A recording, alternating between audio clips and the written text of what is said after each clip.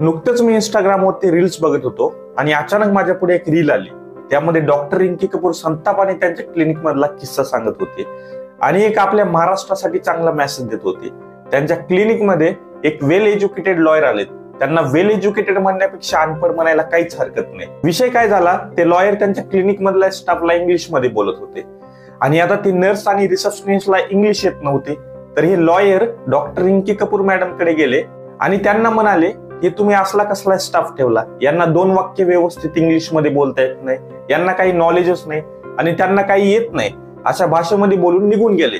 तर माझं यांना म्हणणं आहे, काय फक्त इंग्लिश येते म्हणून तो स्मार्ट आणि हुशार असू शकतो का? जर पुढल्या व्यक्तीला इंग्लिश येत नसेल तर तुम्ही त्याला अनएज्युकेटेड समजणार का? अहो, तुम्ही महाराष्ट्रात राहता, तुम्हाला मराठी बोलायला हवी, तुम्ही वरनं इंग्लिश बोलता आणि पुढल्या व्यक्तीला इंग्लिश जर येत नसेल तर त्याला तुम्ही कमी समजता.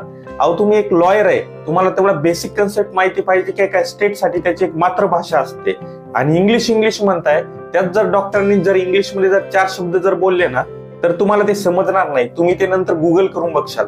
अहो, आपण महाराष्ट्रात जन्मले, आपण इथेच वाढले, याच भाषेतून आपण बोलायला शिकले. आपल्याला आपल्या भाषेचा अभिमान पाहिजे, गर्व पाहिजे. पण होत काय चाललेलं, तुमच्यासारख्या लोकांमुळे ज्याला मराठी येते आणि इंग्लिश येत नाही, तुमच्यासारखे त्यांना खाली समजायला लागले. अहो, येत नाही तर येत नाही, ती फक्त एक जस्ट भाषा आहे. ते तुम्हाला एवढी बेसिक गोष्ट कळायला पाहिजे. आणि त्यांनी मराठीत बोलत होते ते तुम्हाला कळत नव्हतं का? तुम्ही तर महाराष्ट्रामधलेच आहे ना. अहो, ते डॉक्टर ते महाराष्ट्रामधले पण नाही आहेत, तरी पण ते म्हणत आहेत मी मुंबईत राहते आणि मला मराठी भाषेचा गर्व आहे, अभिमान आहे. आणि ते डॉक्टर असून 10 वर्ष इंग्लिश मध्ये मेडिकल फील्डचा अभ्यास करून सांगत आहेत इंग्लिश एक फक्त भाषा आहे. तुम्ही त्याला एवढं सिरियसली नका घेऊ. तुम्ही तुमच्या भाषेत बोला. ते बाहेरचे असून सुद्धा मराठी भाषा त्यांनी शिकली आणि मराठीत बोलतात आणि त्यांना प्राऊड पण आहे की ते मराठीत बोलतात. अहो, तुमच्यासारख्या लोकांमुळे ना आज मराठी भाषा लोक कमी समजत आहेत. आणि पेशंटच नाही, मी भरपूर साऱ्या डॉक्टरांना पण बघतोय, पेशंटला 4-5 गोष्टी चांगल्या मोठमोठ्या इंग्लिश मध्ये बोलणार, तिकडे त्या पेशंटला काही मातोळा कळणार नाही. ते पेशंटच्या रिलेटिव्हला वाटणार नाही सर खूप हुशार आहेत, ते इंग्लिश मध्ये बोलत आहेत, इंग्लिश मध्ये सांगत होते. अहो, त्या पेशंटला नेमकी काय झालं ते पण त्या पेशंटलाही माहिती नसते आणि रिलेटिव्हला पण कळत नसते. असे भरपूर किस्से मी दररोज बघतो. पण लोकांना एवढ्या बेसिक गोष्टी का कळत नाही की भाषा आपल्याला समजण्यासाठी असते, ना की लोकांना दाखवण्यासाठी. हे बघा मला इंग्लिश येते, बघा माझ्याकडे किती वेल एज्युकेटेड आहे. अहो, तुम्ही वेल एज्युकेटेड नाही, तुम्ही 1 नंबरचे मूर्ख आहे. तुम्ही स्वतःची भाषा विसरत चाललेले आणि दुसऱ्यांची भाषा आपल्या भोकांडी घेत आहे. आता मराठी भाषेवर विषय निघाला तर सोबत आपण मराठी भाषेची हिस्ट्री पण बघू, म्हणजे अशा लोकांना कळेल मराठी काय आहे आणि आपल्यासाठी किती इम्पॉर्टंट आहे. मराठी भाषा जवळजवळ 2000 ते 2400 वर्ष जुनी इतकी आहे. पण सिद्धार्थ गौतम आणि महावीरांच्या टायमिंगला प्राकृतिक भाषांची धर्मप्रचारासाठी जोरदार सुरुवात झाली. त्यानंतर साताऱ्यामध्ये सापडलेल्या तांब्याचे शिलालेख 794 सेंचुरीचे मानले जातात. असेच काही शिलालेख रायगड जिल्ह्यातील अक्षय तालुक्यात सापडले, जे की 1012 सेंचुरी मधले मानले जातात. दिवेत सापडलेले जमीन व्यवहाराचे तांब्याचे शिलालेख हे 1060 किंवा 1086 सेंचुरीचे आहेत. म्हणजे साफ दिसून येते की मराठी भाषा ही 12वी शतकापर्यंत लिखित भाषा झाली होती. तितक्याच 1188 मध्ये विवेक सिंधू नावाचा ग्रंथ मुकुंदराजांनी लिहिला. त्यानंतर यादव काळात मराठीचा खूप जास्त वापर वाढला. यादव राजे अगोदर कन्नड आणि संस्कृत भाषा वापरत असत, पण 14व्या शतकात शेवटीपर्यंत मराठी वर्णलिखित प्रमुख भाषा झाली.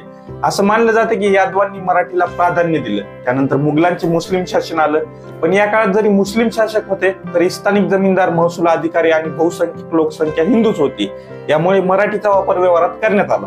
या काळात खूप सारे पर्शियन शब्द मराठीमध्ये प्रचलित झाले, जसे बाग, शहर, कारखाना, बाजार, कागद, हुशार, जमीन, खुर्ची, हजार असे भरपूर सारे शब्द आजही मराठीमध्ये वापरले जातात. आज मराठी ज्या रूपात जिवंत आहे ते फक्त छत्रपती शिवाजी महाराजांमुळे. त्यांच्या काळात मराठीला खरे महत्व प्राप्त झाले.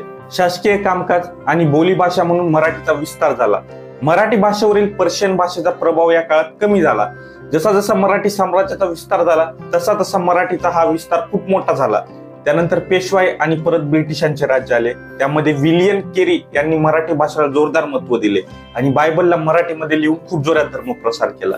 त्यानंतर वीर विनायक दामोदर सावरकर यांनी पण मराठीचे चांगल्या प्रकारे लेखन केले आणि बरेचसे जे बाहेरचे शब्द होते त्याला प्रॉपर मराठी भाषेमध्ये अनुवाद केले, जसं की राष्ट्रवादी साहित्य असो. भारताच्या स्वातंत्र्यानंतर मराठीला घटना दुरुस्ती आर्टिकल 344(1) आणि 351 नुसार शासकीय राज्यभाषा दर्जा मिळाला.